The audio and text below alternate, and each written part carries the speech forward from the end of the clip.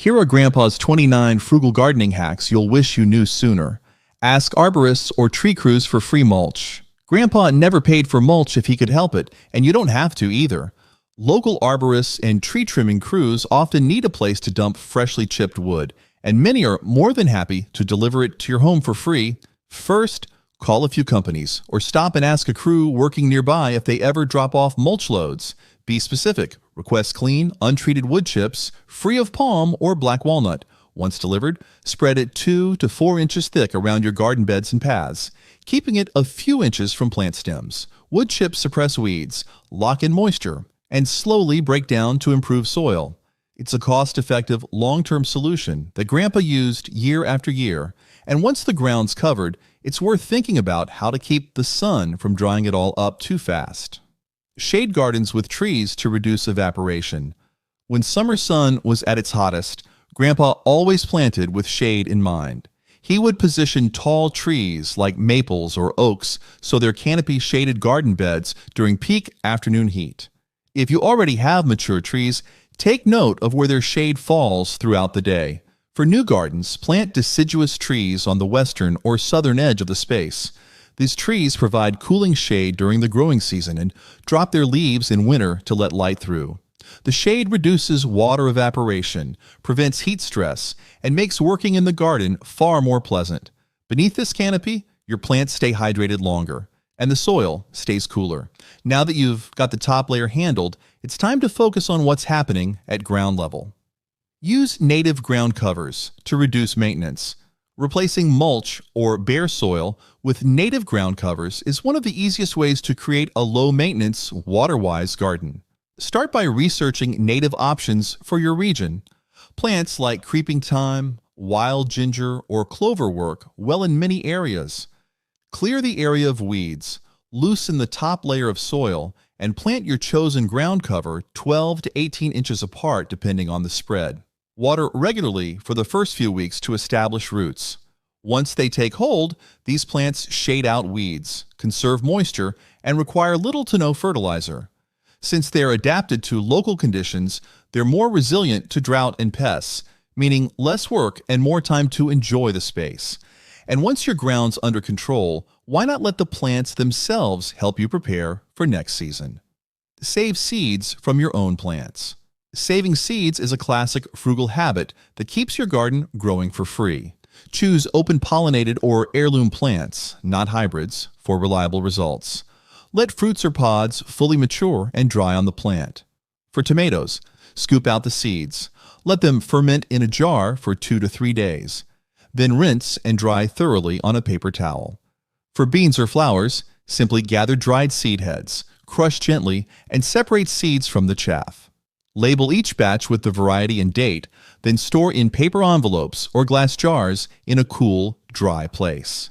These seeds will be more adapted to your garden's conditions, improving germination and yields next season. With your seed stash ready, it's time to turn your attention to one of the best free weed-blocking tools you already have at home. Use cardboard as a weed barrier under mulch. Before laying mulch, start with a base layer of cardboard to smother weeds and enrich the soil over time. Remove any glossy or colored sections, then flatten plain cardboard boxes and overlap them so no gaps remain. Water the cardboard to help it stay in place and begin softening. Next, spread 2 to 4 inches of mulch on top. Wood chips, straw, or compost all work well. The cardboard blocks sunlight, stopping weed seeds from germinating while still allowing air and moisture through. Over time, it breaks down naturally, adding organic matter to the soil. It's biodegradable, effective, and a lot cheaper than landscape fabric. Once it's in place, your garden will require less weeding, less watering, and way less effort overall. Use tomato suckers to grow more tomato plants. Tomato suckers, the little shoots that grow in the V between the main stem and branches, can become entire new plants. Identify a healthy sucker that's about 4 to 6 inches long and snip it off cleanly with garden scissors. Remove the lower leaves and place the cutting in a glass of water or directly into moist potting soil. If using water, roots should appear within 7 to 10 days. Once well rooted, transplant it into your garden or container. This simple method lets you multiply tomato plants mid-season without buying extras. It's perfect for filling in gaps or extending harvest time. With just water and time, you can double your yield. And once you've mastered this trick, you'll be ready to grow more for free, straight from your favorite plants. Propagate your own cuttings. Propagation is a gardener's best money saver. To multiply perennials, herbs, or even shrubs, take a healthy 4 to 6 inch cutting just below a leaf node. Strip the lower leaves and place it in moist potting mix or water depending on the plant type. Keep it in a bright, indirect light and mist occasionally. Roots typically form in 2 to 3 weeks. Once rooted, transplant it into your garden. This method works well with rosemary, basil, mint, and coleus, among others. It's budget-friendly, rewarding, and helps preserve your favorite plants. Before long, you'll have a garden filled with clones of your best performers. No nursery run required. And if you want to feed those plants naturally, let some helpful critters lend a hand. Build worm bins or towers for vermicompost. Vermicomposting is a fantastic way to turn kitchen scraps into nutrient-rich compost with the help of red wigglers. To build a worm bin, use a plastic tote with air holes, line it with damp shredded newspaper, and add worms. Feed them weekly with fruit peels, coffee grounds, and veggie scraps, avoiding citrus or meat. Keep the bin cool, moist, and dark, and within a few weeks you'll see castings that can be added to soil or used as a compost tea. For gardens, a buried worm tower, a pipe with holes, works well too. Worms stay in the ground, breaking down waste right where plants need it. And if you're looking for more plants starts to grow in all that rich soil, sometimes all you have to do is ask. Ask neighbors or friends for free divisions or cuttings. Chances are someone nearby is trimming back plants or thinning perennials and would gladly share.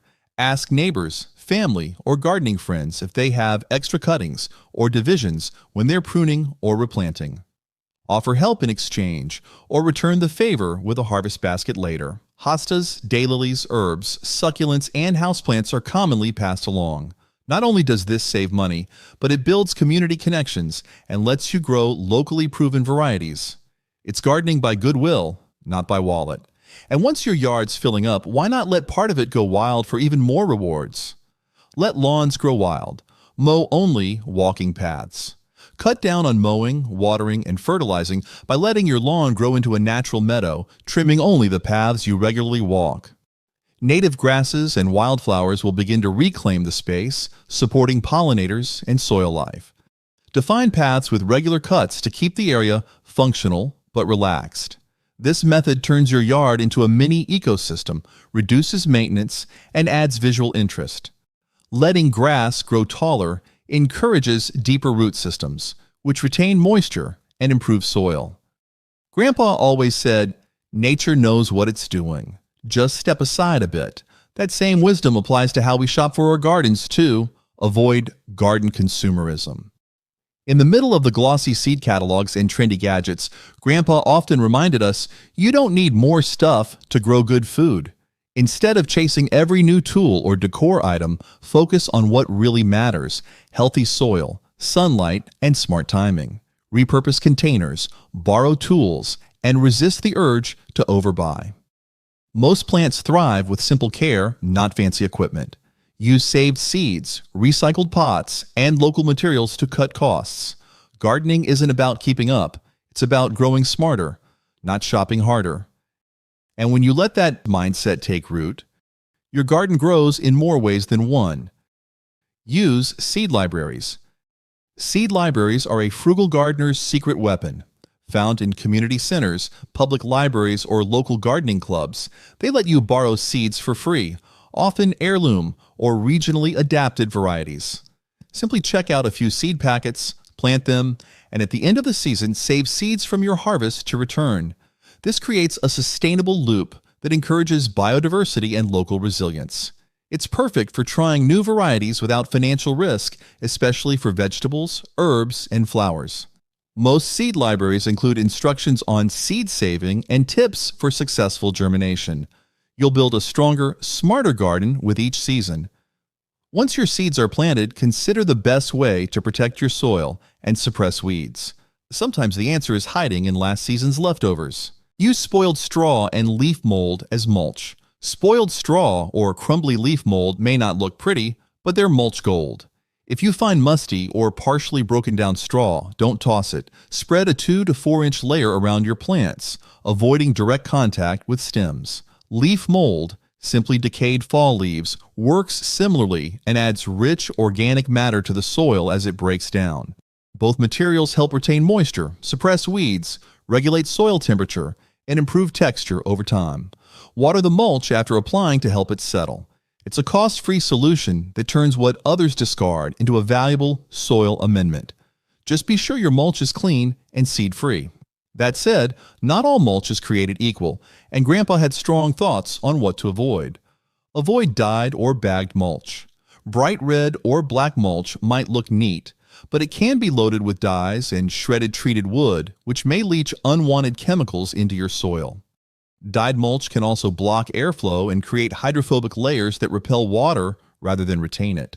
Instead, opt for natural, untreated materials like wood chips from arborists, straw, or shredded leaves. These break down gradually and improve soil health instead of harming it. They also cost far less, or nothing at all. Always know what's going into your soil.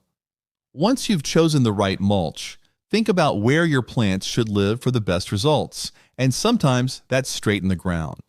Plant directly in ground instead of in pots. Grandpa always believed roots were meant to roam. While pots have their place, planting directly in the ground allows your crops to develop deeper roots, access more nutrients, and better regulate moisture. Start by loosening the soil, mix in compost or aged manure, and rake the area flat. Plant your seeds or seedlings at the proper depth and spacing. In-ground plants tend to be less prone to temperature swings and root-bound stress, especially for larger vegetables like squash, tomatoes, and beans. You'll water less and see stronger growth. Save containers for herbs or patios and let the earth do what it does best. And when it's time to mulch those beds, there's one tool that can turn yard waste into garden gold. Buy or borrow a chipper to shred your own branches. Don't pay for bagged mulch when you can make your own from garden trimmings. A wood chipper, whether borrowed from a friend, rented from a local hardware store, or bought used, lets you turn fallen branches, pruned shrubs, and woody stems into nutritious mulch. Feed dry material into the chipper and collect the shredded output to use in garden beds and walkways. Homemade mulch breaks down slowly, conserves moisture, suppresses weeds, and reduces waste. Plus, it saves hauling trips to the dump. By recycling your own materials, you close the loop and keep your garden thriving without spending extra. Buy perennials on clearance racks. Late in the season, nurseries and garden centers often mark down perennials that look tired or overgrown. These plants may have finished blooming or simply need trimming, but their root systems are still healthy and strong. Choose plants with firm roots and minimal disease signs, then cut back dead foliage, water deeply, and transplant them into your garden with compost or organic matter. Give them time to recover. Most will bounce back beautifully by the next growing season. Buying perennials on clearance is a smart, frugal way to build out your landscape with plants that return year after year. With just a little extra care, these discount plants become long-term investments. And if you're planting fresh for the season, you might want to start even earlier, right from the seed packet. Start all annuals from seed. Annuals, like zinnias, basil, or tomatoes, don't need to come from pricey nursery trays. Start them from seed for a fraction of the cost. Indoors, begin seeds in trays with seed starting mix, placed in a warm, sunny window or undergrow lights. Outdoors, direct sow hardier types after the last frost date. Follow seed packet instructions for depth, spacing, and thinning. Starting from seed allows you to choose from a wider range of varieties, especially heirlooms, and you'll get more plants for less money. A little patience up front yields a vibrant garden later. And when it comes to long-term savings, it helps to fill your space with plants that don't need replanting at all. Prioritize perennials and natives for less upkeep.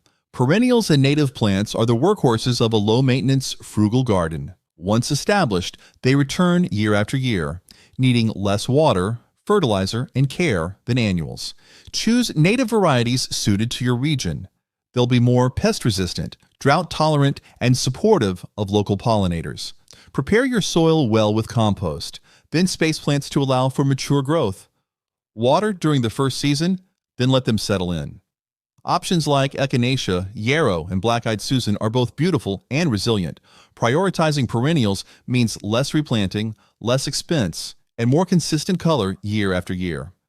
And when the weather heats up with it, there's one simple way to make every drop of water count. Dig water-holding trenches or basins around plants. Instead of letting water run off, help it soak in by digging shallow trenches or basins around your plants. Use a trowel or shovel to create a circular moat around the base of trees, shrubs, or thirsty vegetables.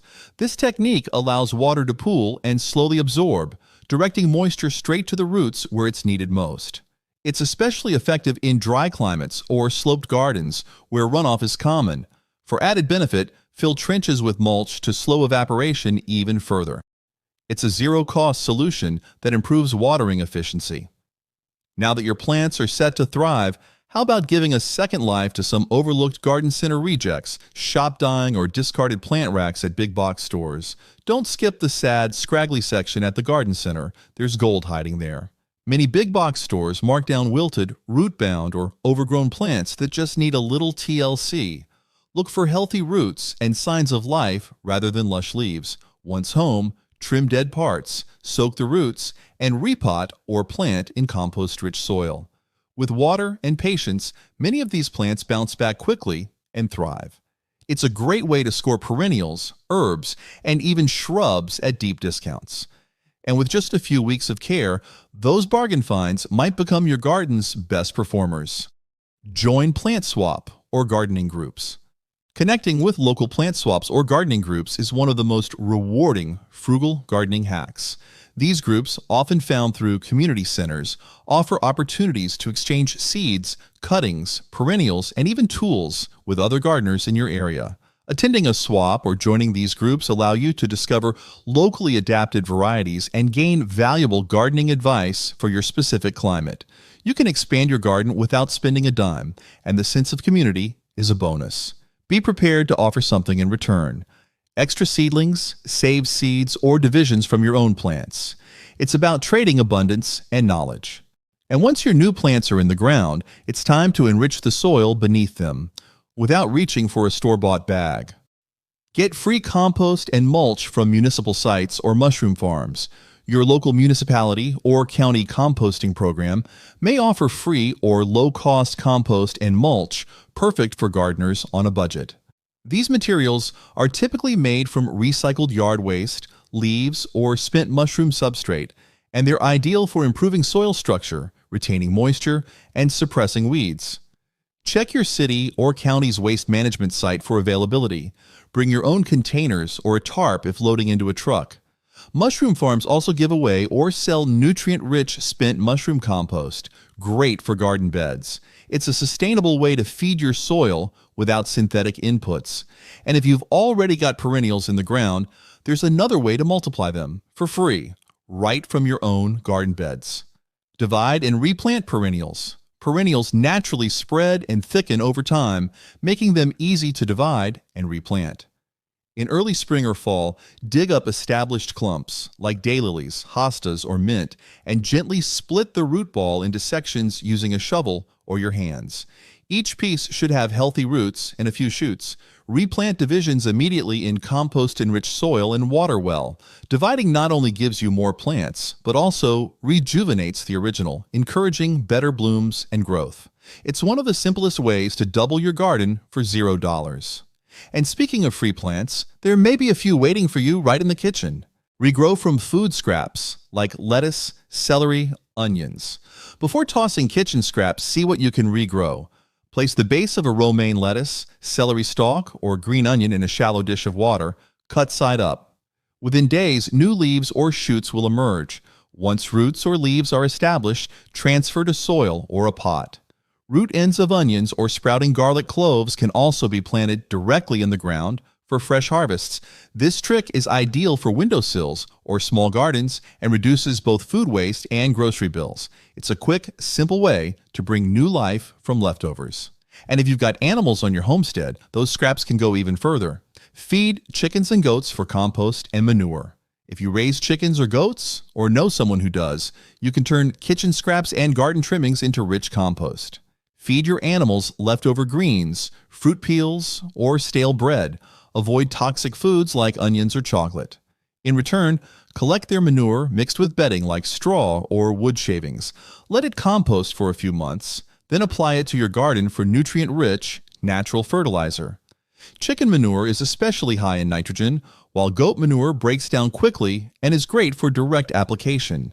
It's a closed-loop system. Your food feeds your animals, and their waste feeds your soil. And the more you reuse and repurpose, the less you'll need to rely on costly inputs. Collect and rinse seaweed for garden mulch. If you live near the coast, seaweed can be an incredible, free mulch. Head to the beach after high tide and gather washed-up seaweed, making sure to follow any local collection guidelines. At home, rinse it thoroughly with fresh water to remove excess salt. Then spread a 2 to 3 inch layer around your garden beds. Seaweed breaks down quickly, adds valuable trace minerals and growth hormones, deters pests like slugs, and doesn't introduce weed seeds. It also retains moisture and suppresses weeds, making it a powerful and natural mulch option. Use it fresh or let it dry slightly before applying. With your soil now enriched by the ocean's offering, look to your backyard next. It might be holding some surprisingly useful materials for vertical support. Collect sticks, sunflower stalks, or bamboo for stakes. Skip the trip to the hardware store and gather natural materials like sturdy sticks, dried sunflower stalks, or bamboo canes from your garden or nearby areas. These work wonderfully as plant supports for peas, beans, tomatoes, or flowers that need staking. Choose pieces that are straight, at least 3 to 5 feet tall, and remove any side branches or leaves. Drive the base several inches into the soil and gently tie your plants using twine or old pantyhose for flexible support. They blend into the garden, break down naturally over time, and cost nothing. Reusing what nature already provides cuts clutter and expenses. And when it comes to planting choices, some of the best low-cost options are the ones that truly belong right where you are. Grow native or wild plants where appropriate. Native and wild plants are ideal for frugal, resilient gardening. Grandpa always said, "Let the land tell you what wants to grow." These plants are already adapted to your climate, soil, and local pests, which means less watering, fewer fertilizers, and minimal maintenance once established. Visit a native plant nursery or do a bit of research on indigenous species to your area, then incorporate them into garden borders, pollinator patches, or even edible landscapes. Many native herbs and flowers support beneficial insects and pollinators. Once planted, they often self-seed or spread naturally, making them a one-time investment. Your garden becomes not only more self-sufficient, but part of a healthier ecosystem. For more contents like this, click here to subscribe.